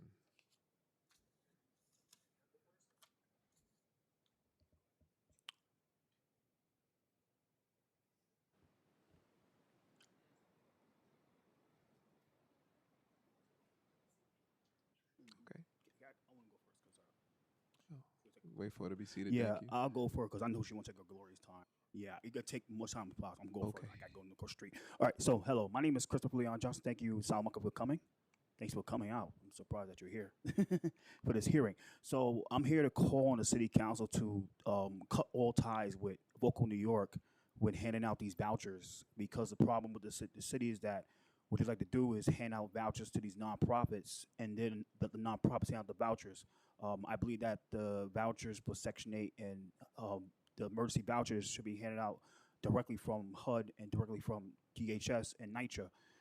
The issue is that the nonprofits does nothing to support the people that they supposed to support. When you go and try to get a voucher, they always give you the runaround. I believe that these nonprofits act on bad faith. They act on political will. They only do help out people that they believe that's going to benefit them politically. Why does Vocal New York champion a level 2 sex offender named Douglas Powell, and the city council says nothing about it? That type of association should be a disqualifier from the city council from even working with them, including the city of New York, for working with them and allowing them to hand out vouchers to the people in New York City. We have to save NYCC. I mean, we have to save NYCC, make it public, keep it public, don't privatize NYCC. When it, like I said, that's my feeling. So thank you so much. Thank you for your testimony. Thank you. I'm going. Now we'll move to Anna Loof. Thank you, and greetings, Chair Banks and members of the New York City Council Committee on Public Housing. Thank you so much for this opportunity to testify today. I am Anna Luft, and I am the project director of the Public Housing Justice Project within the Tenants' Rights Unit at NYLAG.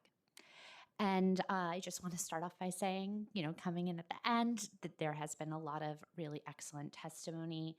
And I echo the concerns raised in particular by Alex McDougall at Legal Aid Society. I don't want to be redundant, but we have seen through our hotline the same issues being raised, and from our community clinics, the same issues being raised in terms of notice, inability to access the CCC, and inability to navigate the recertification processes, in particular with RAD Pact.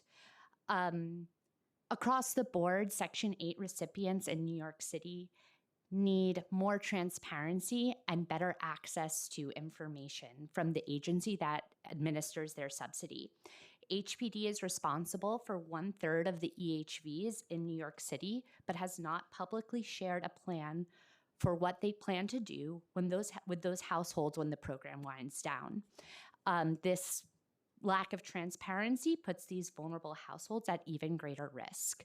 We hope that they'll do what Nycc is going to do, but if they're not planning on doing that in either way, they need to publicly share that so that their voucher holders and those voucher holders' advocates can properly plan for the future. For Nycc Section 8 households, the administration is already strained and will be further strained with cuts to the funding from the federal government. Inaccessible walk-in centers and long, unpredictable wait times on the CCC hotline mean that participants often can't access the information that they need. For RAD Pact residents, delays mean that there is sometimes a gap in the conversion. So their lease will become active, but they will have months where they're not enrolled in Section 8 and arrears accrue that way. One suggestion that I have is put the forms online. Just put the forms online. Put the recertification packet online, not through the portal, but just on the website.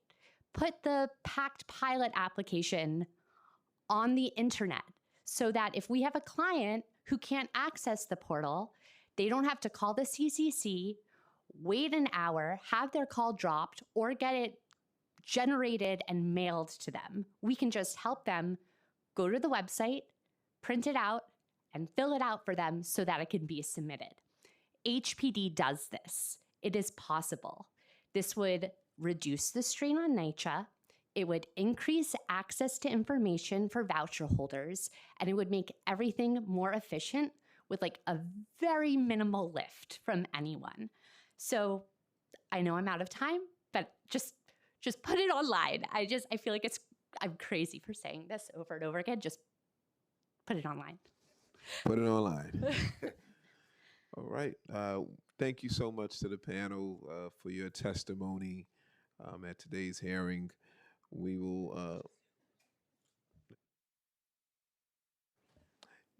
will now turn into our remote testimony. Once your name is called, a member of our staff will unmute you, and the Sergeant of Arms will give you a go-ahead to begin. Please wait for the Sergeant of Arms that you may begin before delivering your testimony. We will now call Amy Blumsack. You may begin. Hi, good afternoon. My name is Amy Blumsack. I work at Neighbors Together. We're located in Ocean Hill, Brooklyn. We serve hot meals. We do direct services, helping people with vouchers find housing. We also do organizing and policy work with our members. I am here today. First of all, thank you for holding this hearing on this really important issue. I'm here today because over 60% of our over 10,000 members are homeless, and a number of them have Section 8 and or EHV. And I wanted to testify on behalf of our members to say that we very much support Nycc's plan to port people over from EHV to Section 8.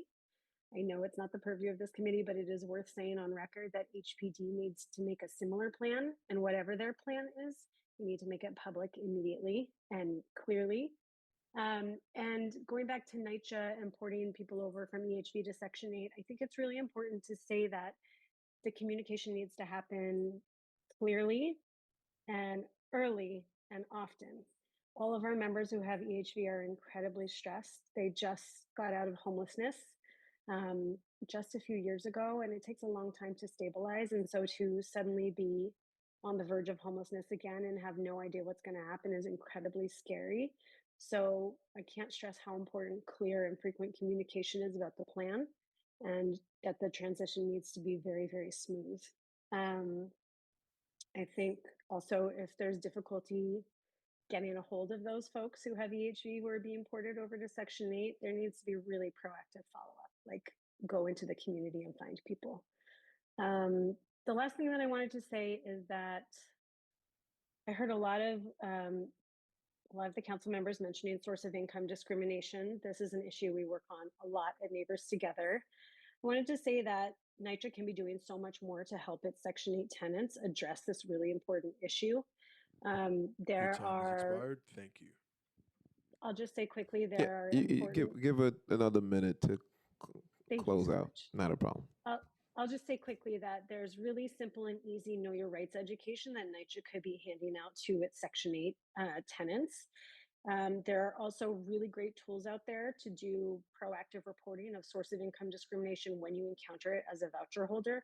Unlock NYC has worked for years to develop a really great tool online that helps people step by step to report discrimination with evidence that gets sent straight to CCHR. And last but not least, Neighbors Together and a number of other organizations have a bill package with 6 bills addressing source of income discrimination. That's intros 1210 through 1215. And all of them are bills that would help disincentivize source of income discrimination, because vouchers are a critical tool to end homelessness. But in order to make vouchers work, we also need to address source of income discrimination. So I believe that Nycc can be doing a lot more in this arena. I thank you for your time and for holding this hearing. Thank you for your testimony. If we have inadvertently missed anyone that has registered to testify today and has yet to have been called, please use the Zoom to raise your hand function. If you're testifying remotely, you will be called in the order that your hand has been raised. If you are testifying in person, please come to the dais. All right, seeing none, I will now close this hearing. Thank you to the members of the administration and to the members of the public who have joined us today to discuss this very important topic. This hearing is now adjourned.